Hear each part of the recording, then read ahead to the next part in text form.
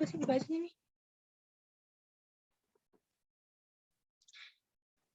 Assalamualaikum warahmatullahi wabarakatuh. Pada kesempatan kali ini, kami dari kelompok 7 akan mempresentasikan mengenai bentuk sediaan obat dan juga rute administrasi obat.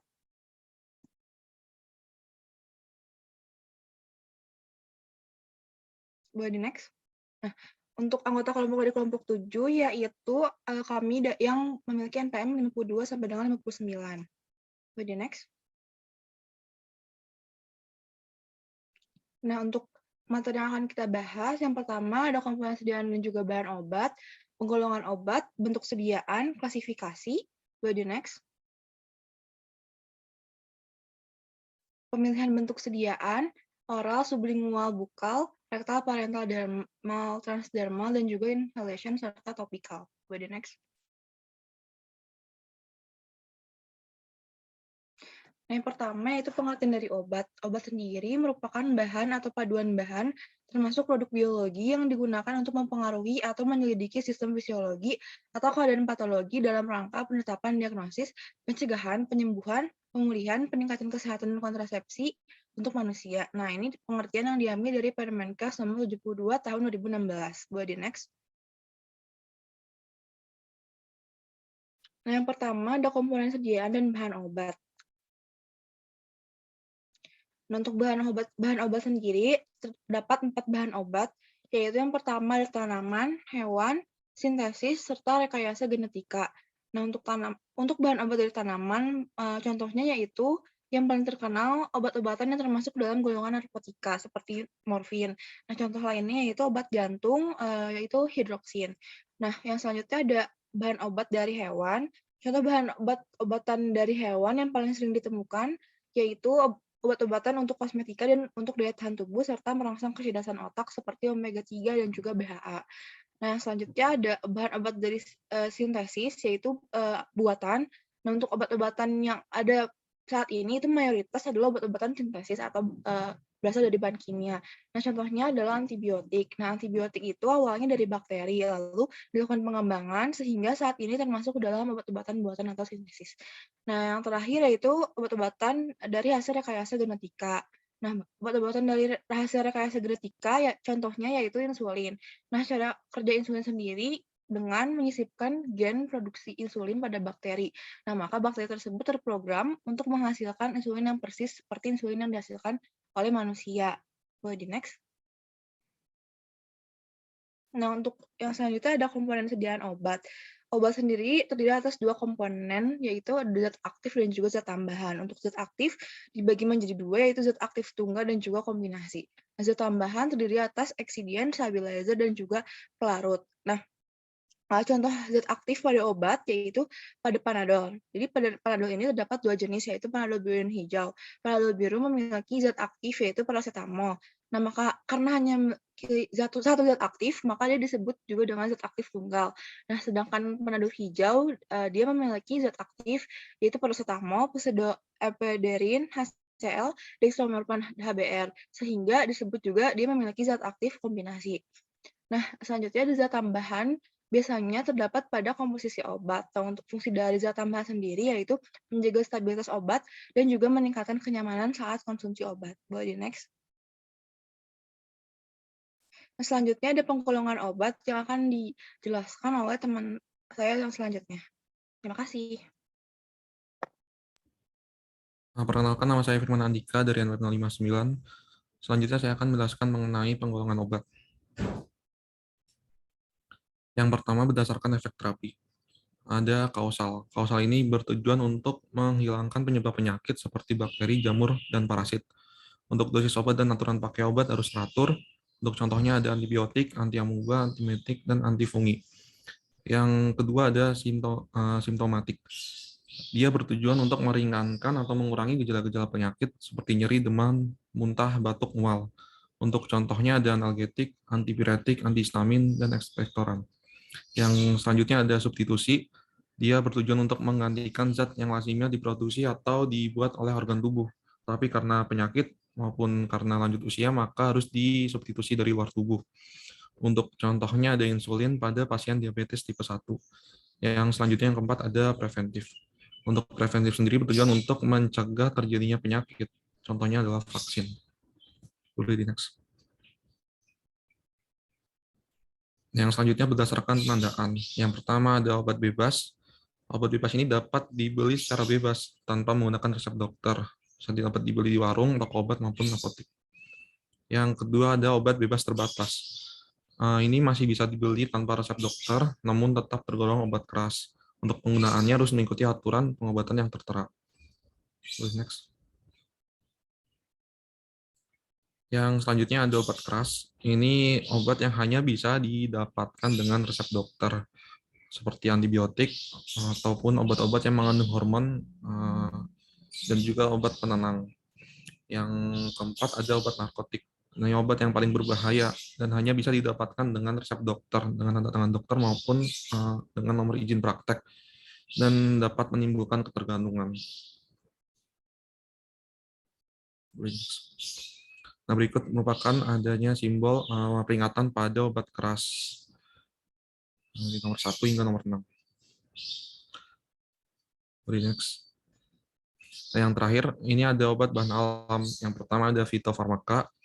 Dia proses pengolahan bahan herbal telah ditunjang oleh bukti ilmiah secara penelitian klinik sehingga dapat disetarakan dengan obat modern. Yang kedua ada herbal terstandar. Dia obat yang diekstrak dari bahan alam seperti tanaman, hewan, maupun mineral, telah ditunjang di preklinik. Dan yang ketiga ada jamu. Jamu ini bahan dasar yang terbuat dari seluruh bagian tanaman yang telah diolah untuk mendapatkan khasiat secara turun-temurun selama beberapa generasi.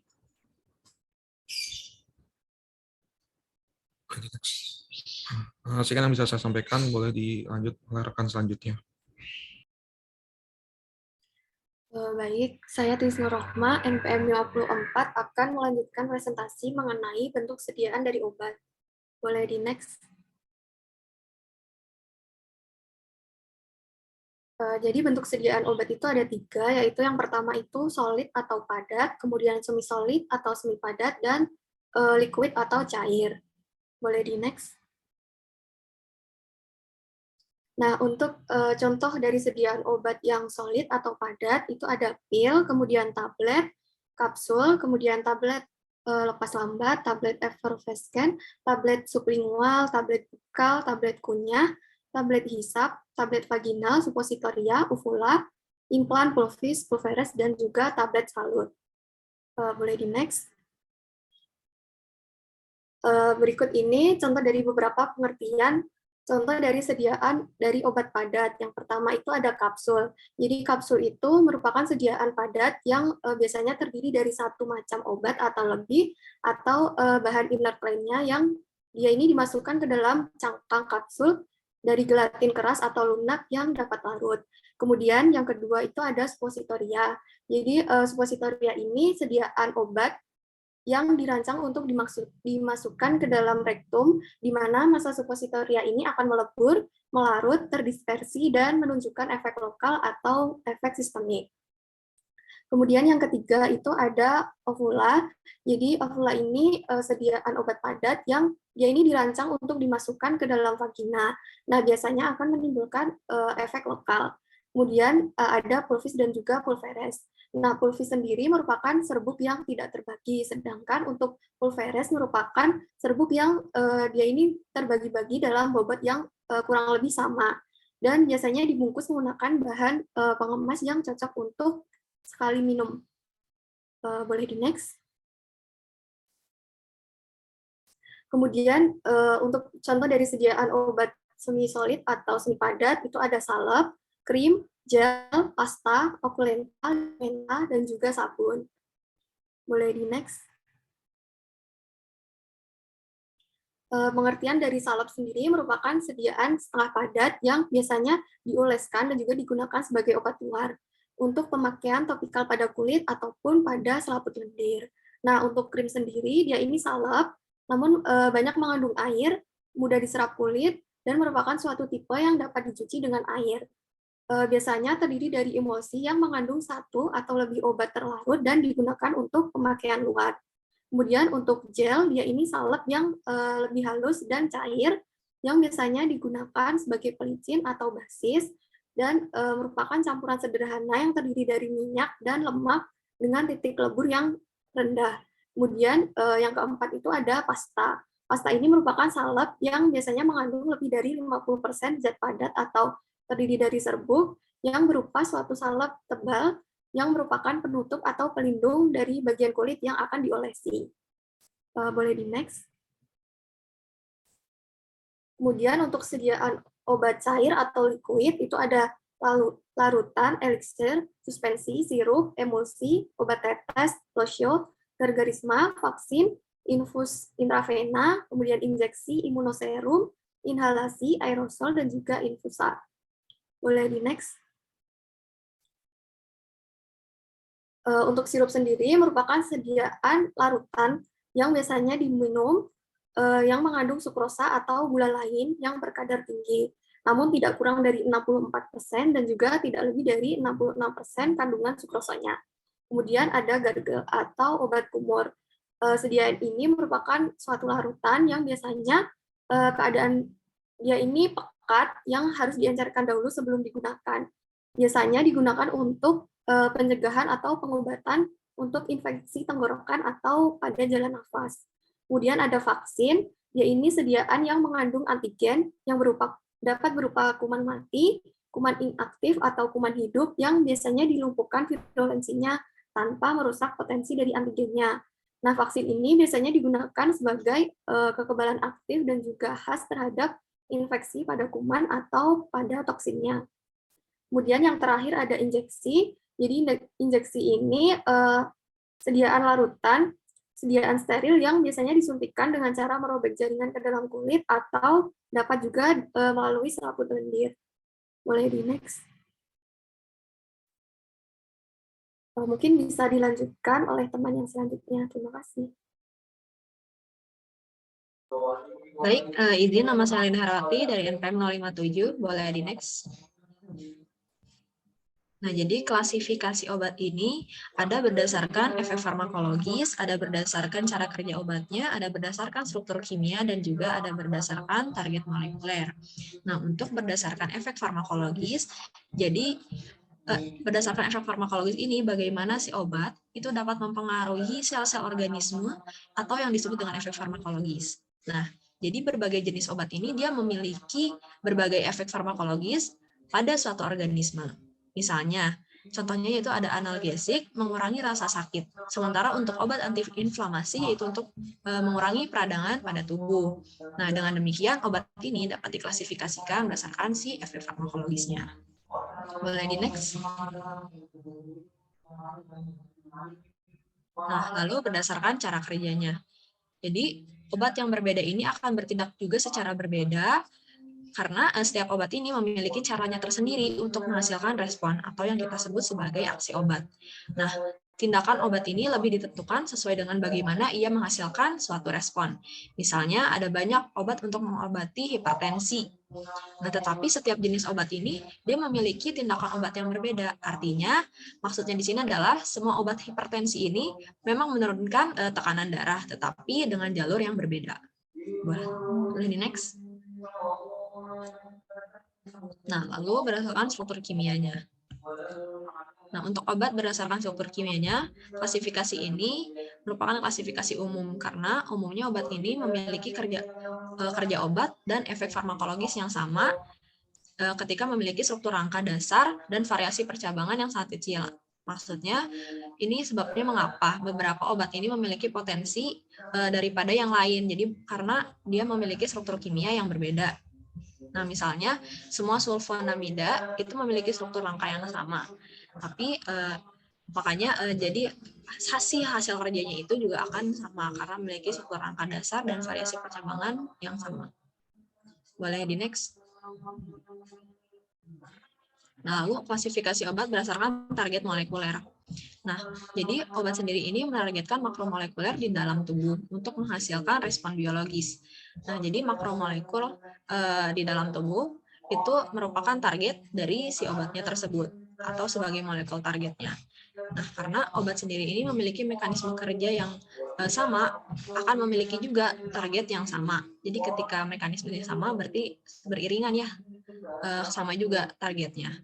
Nah, jadi dasar klasifikasi dari target molekuler ini akan membantu ketika sedang obat itu dalam masa uji klinis.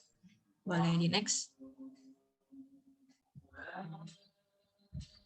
Ya, mungkin bisa dilanjut ke rekan berikutnya. Ya, baik, Bismillahirrahmanirrahim. Saya Sofa Rizky dari MPM 03 akan melanjutkan presentasi mengenai topik pemilihan bentuk sediaan. Boleh tolong di next. Nah, jadi pada umumnya obat ini kan jarang ya diberikan sebagai bahan aktif yang murni. Secara keseluruhan, obat itu biasa diberikan dalam suatu bentuk yang sediaan atau suatu formulasi yang sudah dicampur. Nah, jadi bentuk sediaan ini didefinisikan sebagai suatu bentuk yang digunakan untuk mengaplikasikan suatu obat, contohnya itu sediaan sirup, salep, dan injeksi, seperti yang Titis jelaskan tadi. Lalu juga bentuk sediaan tersebut ini bisa bervariasi, mulai dari larutan sederhana hingga sistem pengaturan obat yang kompleks. Nah, konsep ini, pengaturan obat yang dimaksudnya adalah suatu produk yang didesain untuk mengatur pelepasan obat secara optimal guna meningkatkan keamanan dan efektivitas dari penggunaan obat itu tersendiri.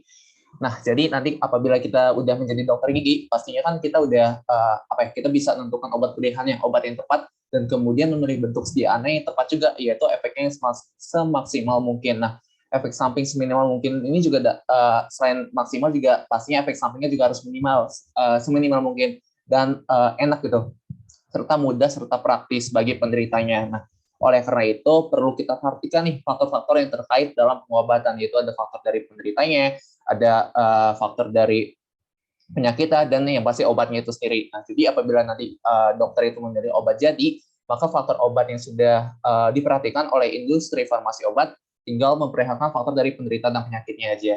Nah, oleh karena itu pemilihan bentuk sediaan dan rute pemberian merupakan hal yang cukup krusial yang harus diperhatikan dalam pengobatan atau dalam terapi. Nah, bentuk sediaan dan rute pemberian ini sangat menentukan dari efek biologis suatu obat. Nah, sebelum suatu obat itu diformulasikan menjadi satu atau beberapa jenis bentuk sediaan, terdapat dua faktor utama yang harus diperhatikan. Itu ada kedua faktor, itu ada fisika dan kimia obat yang dan pertimbangan terapeutik. Nah, jadi dalam memilih pertimbangan bentuk sediaan obat, yang harus kita perhatikan adalah kondisi klinis, jenis penyakit, dan tujuan penggunaan obat juga harus diperhatikan dalam memilih bentuk sediaan. Nah, faktor-faktornya ini seperti tujuan terapi, itu lokal atau secara sistemik, terus ada lama dari kerja obat yang dibutuhkan, terus penggunaan pada kondisi darurat yang harus benar-benar dipertimbangkan. Selain itu juga ada faktor usia pasien yang dituju juga pastinya sangat mempengaruhi jenis bentuk sediaan yang diberikan.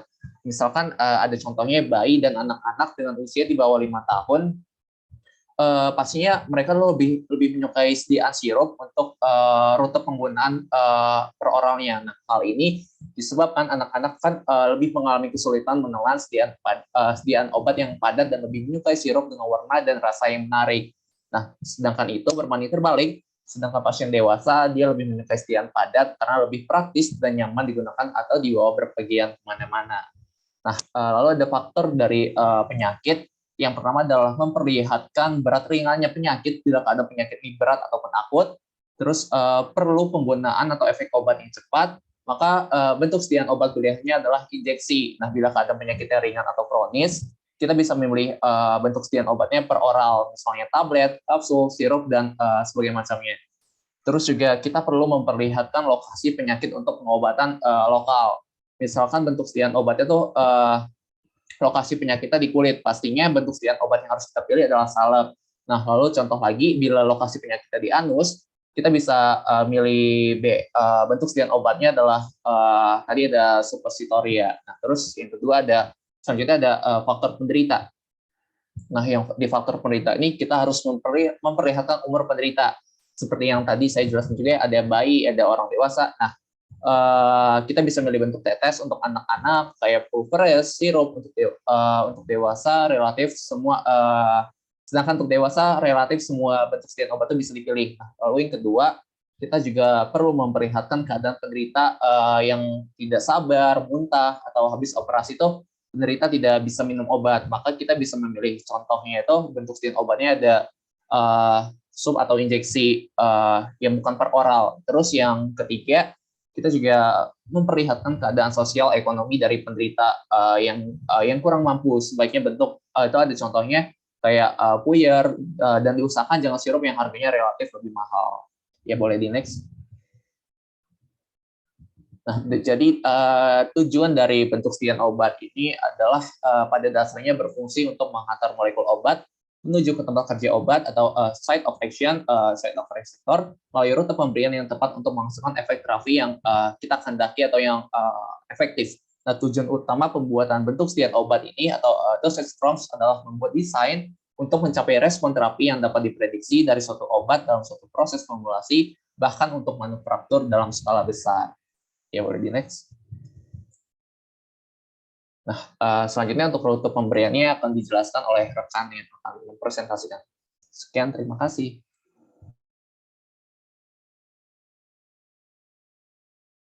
Baik, terima kasih Safa atas kesempatannya. Selanjutnya tentang rute pemberian jenis obat akan dijelaskan oleh saya, Rehnan, NPM 058. Mungkin bisa di next ya. Jadi rute pemberian obat itu ada yang melalui oral atau diminum, sublingual ditempatkan di bawah lidah, dan bukal ditempatkan antara gusi dan pipi. Ini bisa di next. Nah, jadi umumnya oral ini, obat ini bentuknya itu secara tablet, cairan. Cairannya ini bisa berupa sirup atau emulsi, kapsul, atau tablet kunyah. Nah, rute oral ini paling sering digunakan karena paling nyaman dan biasanya yang paling aman serta tidak mahal. Namun, rute ini sendiri juga memiliki keterbatasan karena jalannya obat biasanya bergerak melalui saluran pencernaan. Nah, untuk obat diberikan secara oral, penyerapannya itu biasanya terjadi di dalam mulut dan lambung. Namun sebagian besar obat biasanya diserap di usus kecil. Jadi, obat itu sendiri melewati dinding usus dan perjalanan ke hati sebelum diangkut melalui aliran darah ke situs target. Nah, dinding usus dan hati secara kimiawi sendiri itu memetabolisme banyak obat, mengurangi jumlah obat yang mencapai aliran darah. Akibatnya ketika obat yang sama diberikan secara suntikan atau secara intravena, biasanya diberikan dalam dosis yang lebih kecil untuk menghasilkan efek yang sama. Nah, ketika obat diambil secara oral, makanan dan obat-obatan lainnya ini dalam saluran pencernaan dapat mempengaruhi seberapa banyak dan seberapa cepat obat ini diserap. Dengan demikian, beberapa obat harus diminum pada saat perut kosong. Beberapa obat lain harus diambil dengan makanan, beberapa obat lain tidak harus diambil dengan obat-obatan tertentu lainnya. Dan beberapa obat yang lain juga tidak dapat diambil secara oral sama sekali. Nah, beberapa obat oral mengiritasi saluran pencernaan, misalnya yang kita kenal itu kayak aspirin, dan sebagian besar obat non-steroidal anti-inflamatori atau obat anti-infeksi. Dapat membahayakan lapisan lambung dan usus kecil untuk berpotensi menyebabkan atau memperburuk ulcer yang ada sebelumnya. Nah, beberapa obat lain penyerapannya buruk atau tidak teratur dalam saluran pencernaan atau dihancurkan oleh enzim asam dan pencernaan di dalam perut. Nah, rute pemberian lain yang diperlukan ketika rute oral tidak dapat digunakan, misalnya ketika seseorang tidak bisa mengambil apapun melalui mulut, ketika obat harus diberikan secara cepat atau dalam dosis yang tepat dengan sangat tinggi. Lalu yang terakhir ketika obat buruk atau tidak teratur diserap oleh saluran pencernaan. Mungkin bisa di next. Nah, selanjutnya ini secara rute sublingual dan bukal. Jadi beberapa obat ditempatkan di bawah lidah atau secara sublingual atau antara gusi dan gigi secara bukal, sehingga mereka dapat larut dan diserap langsung ke dalam pembuluh darah kecil yang terletak di bawah lidah. Nah, obat ini tidak tertelan. Rute sublingual sangat baik untuk nitrogliserin yang digunakan untuk meredakan angina. Karena penyerapan yang cepat dan obat segera memasuki aliran darah tanpa terlebih dahulu melewati dinding usus dan hati. Namun sebagian besar obat tidak bisa digunakan dengan cara ini karena obat dapat diserap tidak lengkap atau tidak teratur. Mungkin bisa di next. Nah, mungkin untuk materi selanjutnya akan dibawakan oleh rekan saya. Baik, selanjutnya akan dilanjutkan oleh saya Sugi dari NPM 52, ingin menjelaskan mengenai tadi setelah Rehan tadi ini ada rektal, ada parenteral, dan transdermal. Boleh di next. Untuk yang rektal sendiri itu kan sebelumnya kan banyak obat tuh yang diberikan secara oral, tapi obat juga bisa diberikan secara rektal sebagai suppositoria. Jadi dalam bentuk ini tuh obat ini dicampur dengan zat lilin yang larut atau mencairkan setelah dimasukkan ke dalam rektum. Karena dinding rektum itu kan tipis dan kaya pasokan darah. Jadi obat ini tuh mudah diserap. Nah, suppositoria ini diserap kan untuk orang-orang yang tidak bisa menggunakan obat oral karena mereka mungkin mengalami mual, tidak bisa menelan, atau memiliki pembatasan makanan seperti yang diperlukan sebelum dan setelah operasi bedah. Obat-obatan yang dapat diberikan secara rektal ini termasuk acetaminophen atau paracetamol untuk demam, diazepam untuk kejang, dan obat pencahar atau konstipasi. Obat yang membuat perih dalam bentuk suppositoria ini mungkin harus diberikan secara suntikan.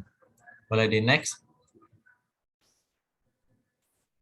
Nah, selanjutnya ini ada secara parenteral. Nah, pemberian dengan suntikan ini meliputi rute ada subkutan atau di bawah kulit, ada intramuskular atau dalam otot, ada intravena dalam pembuluh darah, dan terakhir itu ada intratekal atau sekitar sumsum tulang belakang. Jadi yang misalkan untuk yang pertama itu untuk subkutan. Jadi jarumnya itu dimasukkan ke dalam jaringan lemak tepat di bawah kulit setelah obatnya itu disuntikan, kemudian bergerak ke pembuluh darah kecil atau kapiler dan terbawa oleh aliran darah. Atau obat mencapai aliran darah melalui pembuluh limfatik. Obat protein yang berukuran besar seperti insulin biasanya mencapai aliran darah melalui pembuluh limfatik karena obat ini tuh bergerak perlahan dari jaringan kapiler. Rute subkutan ini digunakan untuk banyak obat protein sebab obat tersebut itu akan hancur dalam saluran pencernaan jika mereka diambil secara oral.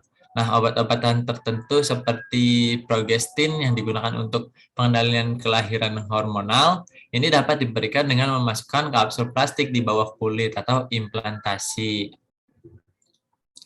Untuk yang kedua ini ada rute intramuskular. Ini tuh disukai dibanding rute subkutan ketika diperlukan obat dengan volume yang lebih besar karena otot-otot ini terletak di bawah kulit dan jaringan lemak, digunakan jarum yang lebih panjang. Obat ini biasanya disuntikan ke dalam otot lengan atas, paha, atau pantat, seperti seberapa cepat obat ini itu diserap ke dalam aliran darah tergantung sebagian pada pasokan darah ke otot. Jadi semakin kecil suplai darah, maka semakin lama waktu yang dibutuhkan untuk obat yang akan diserapnya. Lalu yang ketiga ini ada rute intravena, yaitu jarumnya ini dimasukkan langsung ke pembuluh darah, suatu larutan yang mengandung obat dapat diberikan dalam dosis tunggal atau dengan infus kontinu. Untuk infus, larutan ini digerakkan oleh gravitasi atau dari kantong plastik dilipat atau lebih umumnya itu dengan pompa infus melalui pipa fleksibel tipis ke tabung kateter dimasukkan ke dalam pembuluh darah, biasanya ini lengan bawah. Nah, pemberian intravena ini merupakan cara terbaik untuk memberikan dosis yang tepat, dengan cepat, dan dengan cara yang terkendali dengan baik seluruh tubuh. Nah, ini tuh bisa digunakan untuk larutan membuat iritasi yang akan menyebabkan nyeri dan kerusakan jaringan jika diberikan melalui suntikan subkutan atau intramuskular. Suntikan intravena ini dapat lebih sulit untuk dikelola daripada injeksi subkutan atau intramuskular karena memasukkan jarum atau kateter ke dalam vena mungkin sulit, terutama jika orang tersebut obesitas. Untuk yang terakhir ini ada rute intratekal. Ini jarum ini dimasukkan antara dua tulang di tulang punggung bagian bawah dan ke dalam ruang di sekitar sumsum tulang belakang. Jadi obat ini tuh kemudian disuntikan ke kanal tulang belakang. Nah, sejumlah kecil anestesi ini, anestesi lokal itu sering digunakan untuk mati rasakan tempat suntikannya. Rute ini tuh digunakan ketika obat ini diperlukan untuk menghasilkan efek cepat atau lokal pada otak, sumsum tulang belakang, atau lapisan jaringan yang menutupi atau meninges. Misalnya itu untuk mengobati infeksi dari struktur ini. Nah, anestesi dan analgesik seperti morfin kadang-kadang diberikan dengan cara ini juga. Boleh di next. Nah, selanjutnya ini ada rute transdermal. Jadi beberapa obat ini tuh dihantarkan ke seluruh tubuh melalui PET. Itu bentuknya itu semacam koyo pada kulit. Obat ini kadang-kadang dicampur dengan bahan kimia. Contohnya itu seperti alkohol yang meningkatkan penetrasi melalui kulit ke dalam aliran darah tanpa injeksi apapun. Nah, melalui patch ini obat dapat dihantarkan secara perlahan dan terus-menerus secara berjam-jam atau bisa berhari-hari atau bahkan lebih lama lagi. Nah, akibatnya ini kadar obat dalam darah dapat disimpan relatif konstan. Patch ini sangat berguna untuk obat yang cepat dieliminasi dari tubuh karena obat tersebut. Nah, jika diambil dalam bentuk lain, harus sering digunakan. Jadi, namun patch ini juga dapat mengiritasi kulit beberapa orang. Selain itu, patch ini dibatasi oleh seberapa cepat obat ini dapat menembus kulit. Jadi hanya obat yang akan diberikan dalam dosis harian yang relatif kecil dapat diberikan melalui patch ini. Contohnya itu ada nitrogliserin itu untuk nyeri dada, ada skopolamin untuk mabuk perjalanan, lalu ada nikotin untuk berhenti merokok, ada darah tinggi, dan fentanyl untuk menghilangkan rasa sakit. Boleh next. Mungkin selanjutnya bisa dijelaskan oleh rekan saya. Baik, selanjutnya akan dipresentasikan oleh saya, Sherin Aisyah, NPM 056. Yang pertama ada inhalation, lanjutan dari jenis obat yang telah dipresentasikan oleh teman saya. Jadi inhalation itu obat yang diberikan dengan inhalasi melalui mulut. Nah, itu harus dikabutkan menjadi tetesan yang lebih kecil dibandingkan obat yang dimasukkan dari rute hidung. Misal, tetesan kecilnya itu atau disebut juga aerosol, sehingga obat tersebut dapat melewati tenggorokan, trakea, dan menuju paru-paru. Nah, ketika di dalam paru-paru, maka obat diserap ke dalam aliran darah. Nah, jenis obat ini itu relatif lebih sedikit diberikan karena inhalasi itu harus dimonitor untuk memastikan bahwa seseorang ini menerima jumlah yang tepat dari obat dalam waktu tertentu. Nah, selain itu, terdapat peralatan khusus yang mungkin diperlukan untuk memberikan obat dengan melalui rute inhalation ini. Nah, biasanya metode ini digunakan untuk pemberian obat yang bekerja secara khusus pada paru-paru, seperti obat anti asma aerosol dalam wadah dosis yang terukur, atau biasa dikenal oleh orang itu disebutnya inhaler. Nah, kemudian ada juga untuk pemberian gas yang digunakan untuk anestesi umum. Nah, kemudian topikal. Obat topikal ini merupakan jenis obat yang cara pakainya itu dioleskan secara langsung pada permukaan kulit, di mana ditujukan hanya untuk pemakaian luar. Nah, dengan tujuan untuk memperoleh reaksi lokal dari obat tersebut.